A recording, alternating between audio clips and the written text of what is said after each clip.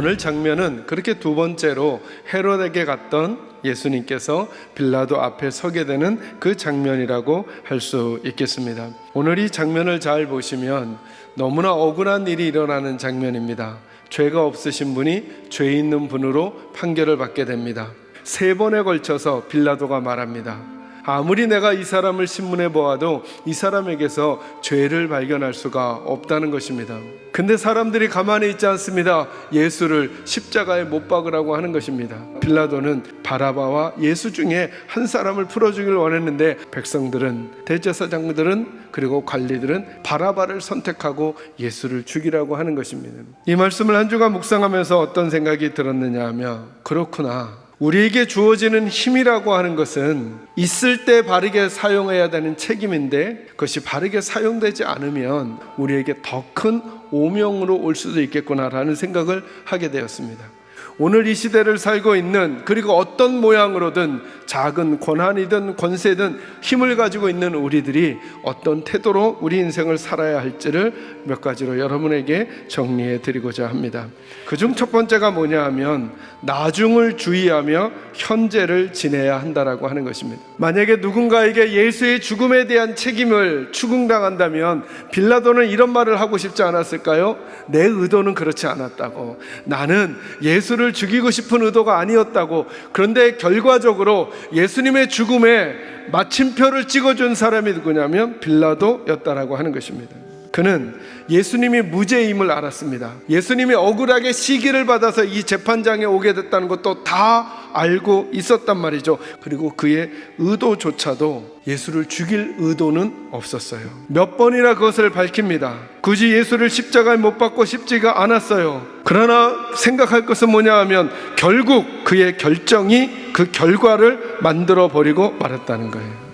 만약에 그에게 힘이 없었다면 그 의도가 그런 결과로까지 나오지 않았겠죠. 우리는 가끔 부부 관계를 할 때, 또 자녀와 관계를 할 때, 이웃과 관계를 할 때 내 의도는 그렇지 않았는데 그런 일들을 만들어내는 경우들이 너무 많아요.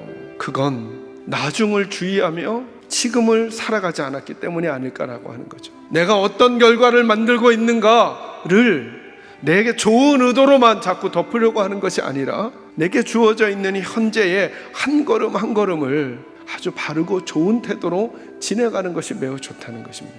두 번째 말씀은 이것입니다. 주어진 권한을 바르게 사용해야 한다는 것입니다. 여러분, 힘이라는 게 뭘까요?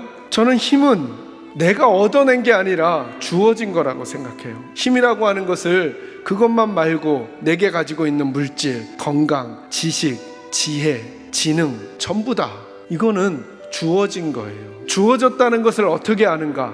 언젠간 없어지기 때문이에요. 그렇기 때문에 책임을 동반하는 거예요. 책임이 있기에 바르게 사용되어져야 한다는 거죠. 오늘 빌라도에게는 총독이라고 하는 권한이 주어졌어요. 그렇기 때문에 거기에는 책임이 따르죠. 자기의 결정에 따라 정의로운 일을 행할 수도 있고 불의한 일을 행할 수도 있게 되는 거예요. 있을 때 바르게 사용하지 못하면 그의 의도와는 다르게 그는 늘 어떤 사람으로 일컬어지느냐 하면, 본디오 빌라도에게 고난을 받으셨다라고 일컬어지는 인생이 되어버리는 거죠. 여러분, 저와 여러분은 교회의 공동체의 리더로서 주어진 권한이 있어요. 저와 여러분은 인생의 선배, 믿음의 선배로서의 주어진 권한이 있어요. 남편으로서의 권한, 아내로서의 권한이 있어요. 그것은 영원한 게 아니라 우리에게 주어져 있는 거예요. 주어져 있을 때 책임 있게 바르게 사용되지 않으면 그 권한은 도리어 우리를 부끄럽게 만든다는 거죠. 마지막 세 번째로 좀 생각해 보고 싶은 건 뭐냐 하면, 우리 인생에 좋은 흔적을 남겨야 한다라고 하는 것입니다. 역사 속에서 빌라도는 예수를 십자가에 못 박힌 사람들의 대표작격으로 계속 언급될 것입니다. 자기의 위치를 더 견고히 하려고 그는 그 선택을 해버렸어요. 그리고는 역사의 악역으로 남아버렸어요. 우리가 지나간 그 뒷자리에 무엇이 남는가? 어떤 흔적이 남는가?